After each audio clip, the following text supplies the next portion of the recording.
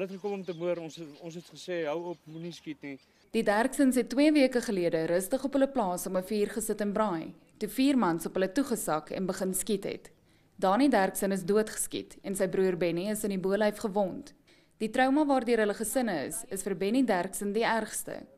Hy is 11 jaar oud en hulle het hom ook met die vuurwapen aangehou om my bakkie se sleutel te kry.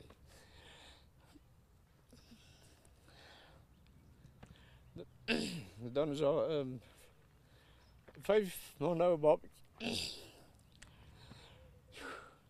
Wat ook betrokke was daarin gedoen, maar gelukkig hulle daar nie niks aangedoen nie, want die vrou wat in die huis was, my broer se vrou, het in die huis ingehardloop om almal te beskerm. Boere het 'n griefskrif aan die polisie oorhandig waarin hulle eis dat meer gedoen word om plaasaanvalle te voorkom en dat daar vinniger gereageer word sou 'n aanval plaasvind.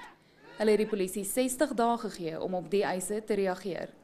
Dis die koelbloedigheid van die aanvalle wat inwoners onderkry. Hy het niemand skade gedoen nie.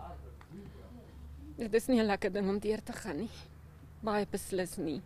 Al wat ek vra is dat hierdie plaasmoorde moet nou stop.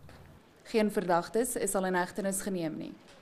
Die trane lê nog vlak hier waar plaasaanvalle herleef word. Die boeregemeenskap wat vandag al plakate omhoog hou, wil vir alle versterkte polisie teenwoordigheid hier hê. Karen Labeskagni, Een Nuus, Brits.